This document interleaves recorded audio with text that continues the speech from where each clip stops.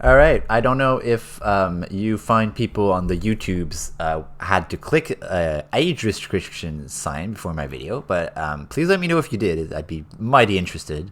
Not that you would see it if you had to, I think. But yeah, YouTube's about to age restrict way more videos. AI moderation measures will be used to automatically age restrict certain content. Right away, we're going to go straight down to the most important paragraph. One of the biggest questions facing creators in YouTube's partner program, those who are able to monetize their videos, is whether these moderation measures will have an effect on their money-making potential. YouTube's team doesn't believe so because the majority of the videos it anticipates will receive automatic age restriction also likely violate the company's advertiser-friendly guidelines. Basically, those videos would already have limited or no ads according to YouTube. So what YouTube is doing is, we're getting real close to the election in the US, and they're going like, oh, you want to talk about Trump? No, please, no. Biden? Yeah. It's just banning anything that's like, could, first of all, harm their investors. And most of them would be scared off by anything supporting Trump or anything that's honestly like political content probably would get hit hard. If you're kid friendly, like, you're fine. It's just people that talk about what's happening in real life usually are banned, and people that talk about fantasy are left on. Kind of a weird thing when you think about it. But anyway, I got you guys an example.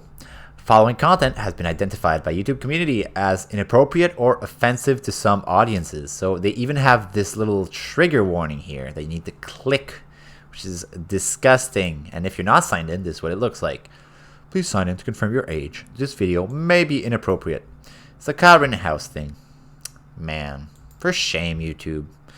But the main news of the day, this was 2 days ago on Wednesday, but we're Friday now. The Justice Department unveils proposed Section 230 legislation. This is big. Section 230 is the reason that Facebook, YouTube, and all these huge social media platforms, and yes, YouTube is social media, are able to exist and curate their own content, editorialize their own content, yet at the same time, they can have platform immunity. It's on purpose. The law was made on purpose this way, and there's reasons for it, because at the time that they made it, and I read this nice piece, I guess, on Section 230, and it's very enlightening. I'm not going to read the whole thing because I want to make these videos freaking 10 minutes or less. I'm going 20 minutes every time. So, under the current law, Twitter, Facebook, and the like are immune as platforms, regardless of whether they edit, including in a politicized way. Like it or not, but this was a deliberate decision by Congress. You might prefer, and if you restrict your user's speech, you become liable for speech you allow model. That's how it used to be. Indeed, that was the model accepted by the courts in a Stratton-Oakman case. But Congress later rejected this model, and that rejection stands so long as Section 230 remains in its current form. Section 230 does change traditional legal principles in some measures, but not that much. Twitter is immune from liabilities from its users' posts, and a print newspaper is not immune for liability for letters to the editor. But the closest analogy to Twitter isn't a newspaper, which only prints a few hundred third-party letters. Third-party letters to the editor words a day, which prints only a few 300 words letter to the editor. Whatever. Bookstores or libraries is a better analogy to Twitter, or a phone company or email service, because it's huge. Like, Twitter is like, a lot of people are on Twitter, not most actually, but I think like 20-30% maybe. Actually, how many people on Twitter?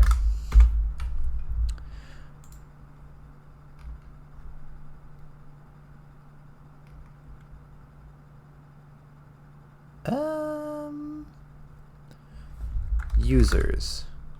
Total number of monthly active users, 330 million. Number of Twitter daily active users, 152 million. Whoa. Crazy. So section 230, let's see. Here's basically how it relates to these things. So publishers usually, such as newspapers, magazines, and broadcast stations, let's see. They're liable for material they republish the same way as they're liable for their own speech. So publishers choose and are responsible for everything that's on their platform. Well, that they publish. Distributors are on a notice and take down model. So once you point it out to them, they have to take it down. It's kind of like a bookstore. I don't know if there's any good online references for distribution. Let's see. I don't really know, but platforms are the important one. They're not liable at all. For instance, even if a phone company learned that an answering machine had a libelous outgoing message and did nothing to cancel the owner's phone service, it couldn't be sued for libel. Likewise, a city couldn't be liable for defamatory material on signs that someone carried on the city sidewalk. Even though a bar could be liable once it learned of libelous material on its walls. So the thing with Section 230 is that there was something that happened. Let's see.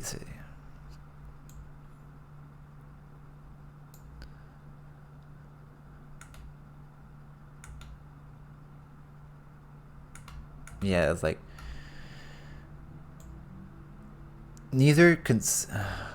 man, like I don't want to read the whole thing. That's why it's so complicated. I'm not. So Section 230 is what the online service providers are using right now to basically shield themselves against any lawsuits, because they can kick people off, and they can say we're a platform, so everything can stay on as long as it's not illegal. But there's illegal stuff on Twitter. But whatever. So it's very nice that 2 days ago, the Justice Department unveiled proposed Section 230 legislation. We'll read a little bit. For too long, Section 230 has provided a shield for online platforms to operate with impunity, said Attorney General William P. Barr. Ensuring that our internet is safe but also vibrant, open, and competitive environment is vitally important to America. Yes, just like the American economy should be. Where was I? We therefore urge Congress to make these necessary reforms to Section 230 and begin to hold online platforms accountable. Oh, I should probably go like this. When they unlawfully censor speech and when they knowingly facilitate criminal activity online. The department's proposal is an important step in reforming Section 230 to further its original goal, providing liability protection to encourage good behavior online, which is not what's being encouraged right now. It's only one-sided, said the Deputy Attorney General Jeffrey A. Rosen. The proposal makes clear that when interactive computer services willfully distribute illegal material or moderate content in bad faith, Section 230 should not shield them from the consequences of their actions.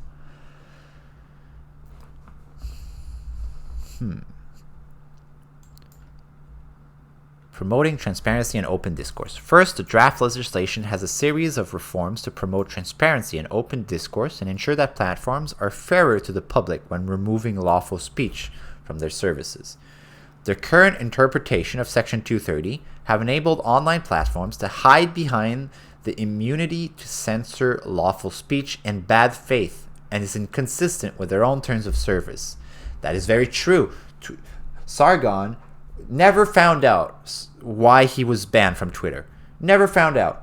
And his account keeps being restricted on YouTube. He keeps being like shadow banned or banned, and it's just like they're clearly out hunting for him, and it's in bad faith, but they were using this good faith law. Anyway.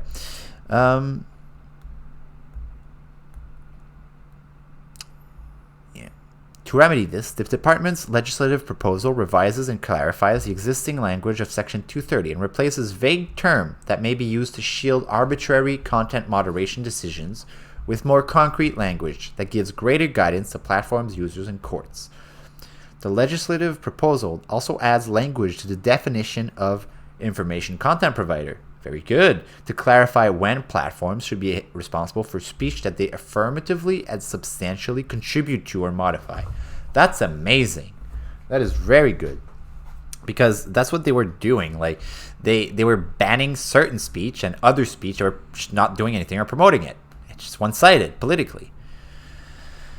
Addressing illicit activity online. The second category of amendment is aimed at incentivizing platforms to address the growing amount of illicit content online while preserving the core section of 230's immunity for defamation claims. So the immunity is meant to incentivize and protect online good Samaritans. Platforms that purposefully solicit and facilitate harmful criminal activity, in effect, online bad Samaritans, should not receive the benefit of this immunity.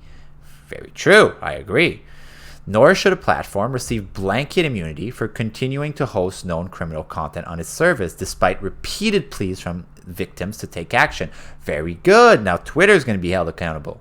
The department also proposes to more clearly carve out federal civil enforcement actions from Section 230.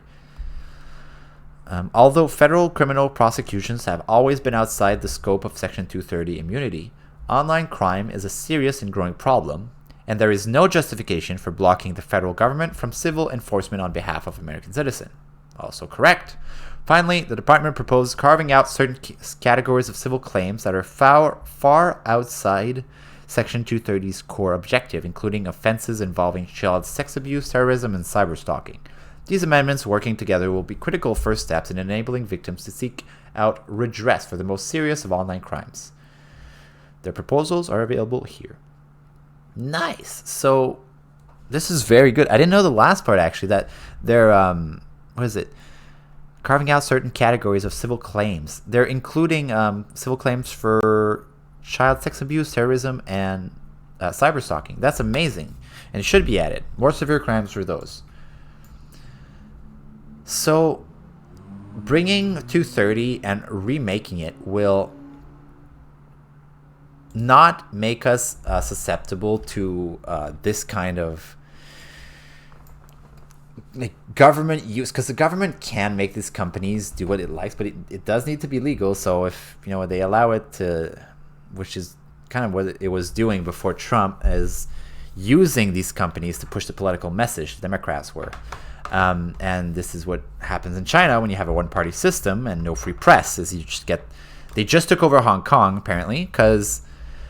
You see, Hong Kong undercuts press freedoms, effectively bans freelance and student journalists because China took over Hong Kong. Where is it? Oh, I'm going to find it. Register. So it's amazing.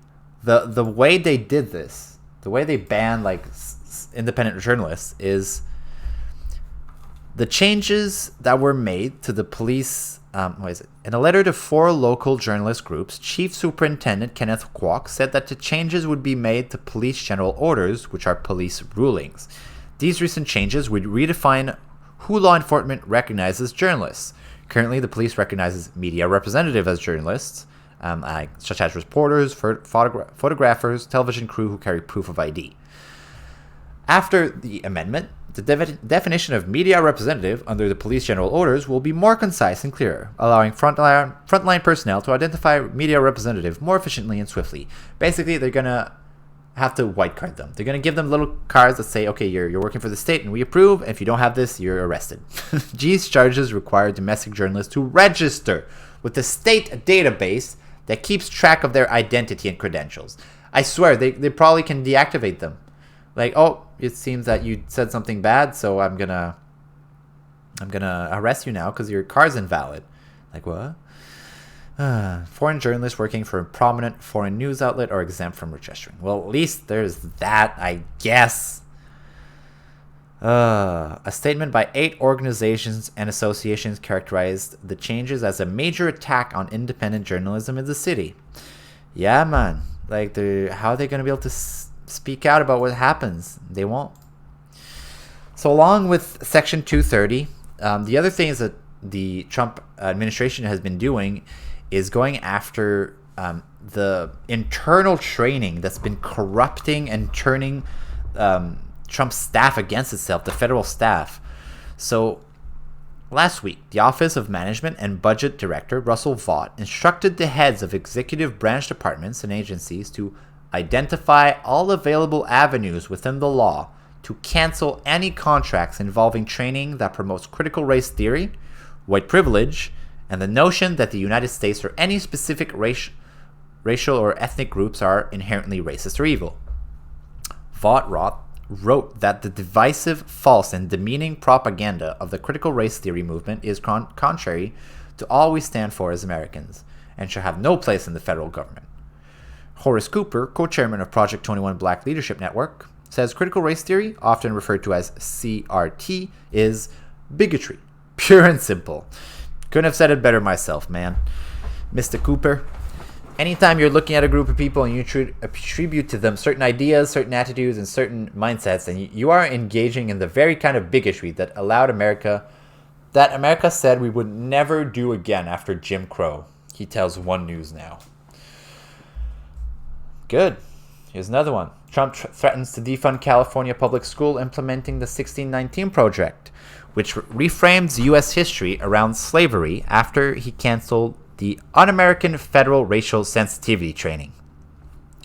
So after he canceled the CRT, the communism basically that was spreading in the U.S. government, he now threatens the schools with more of the same. They're teaching, they're trying to revive, they're revisionists basically. They're teaching the United States history as if the United States were an evil colonizer. And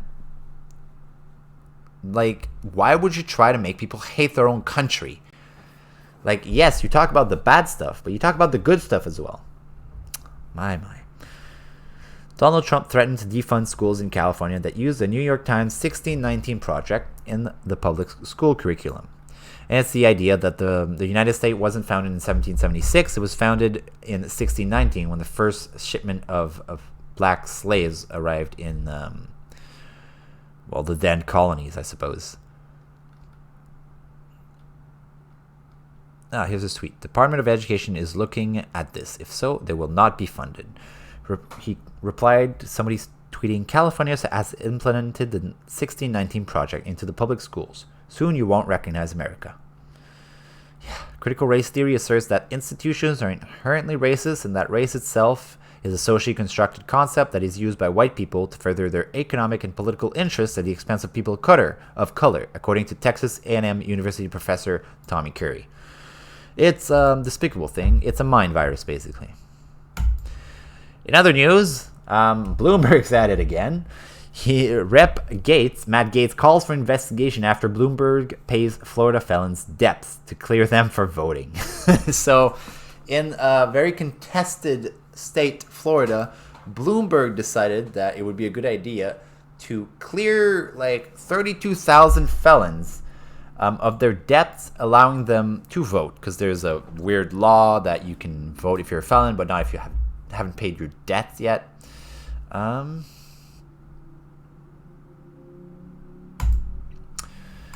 And all this is in response to a lot of the riots and the decade of subversion that's been happening in the U.S. and in Canada, the U.K., Australia, the Western world, really.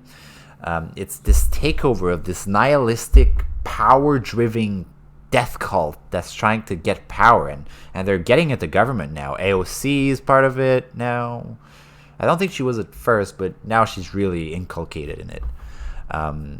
Pelosi was trying to keep the ideologues kind of in check, but they've forced her hand, and Democrats are just going along with them now. Biden's trying to kind of carry the middle, but it's just not working.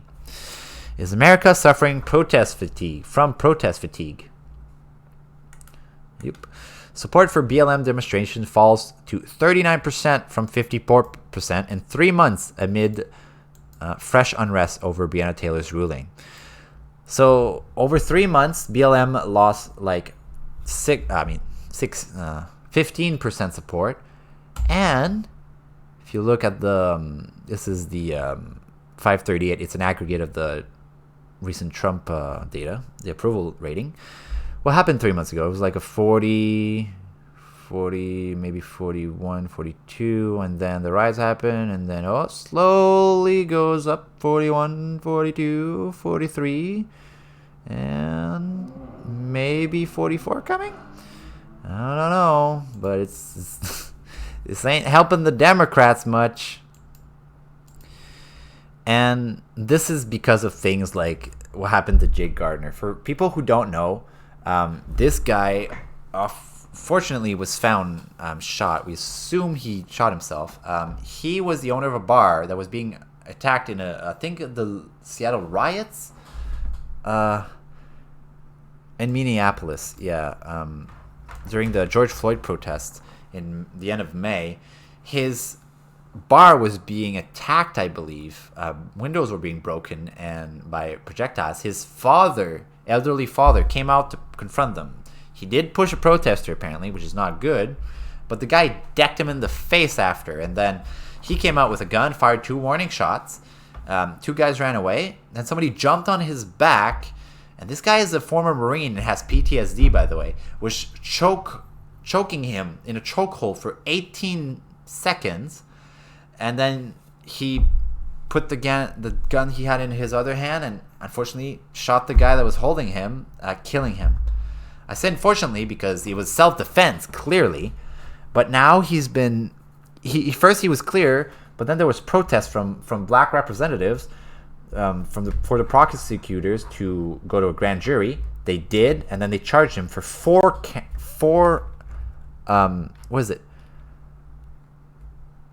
counts: manslaughter, attempted first-degree assault, use of a firearm, and terror threat. I think that's the 2 warning shots. And not just that, his landlord for his bar kicked him out. His landlord for his home kicked him out. He was hounded, getting death threats. And now they go and put 4 charges on him and no support. People just are hating on him, and the poor guy kills himself. It's tragedies like this that make me like, just how can you see this and think that the Democratic Party is, when they're approving of the riots, is a good thing, is anything they're doing is good. Like I don't like to think I'm a single issue voter, but the riots are making many people single issue voters, I think. And it's unfortunate, but it's the case. Anyway, I tried to go under 10, 15 minutes, but it's probably at 30 now. Anyway, I'll pull this tonight. See you later.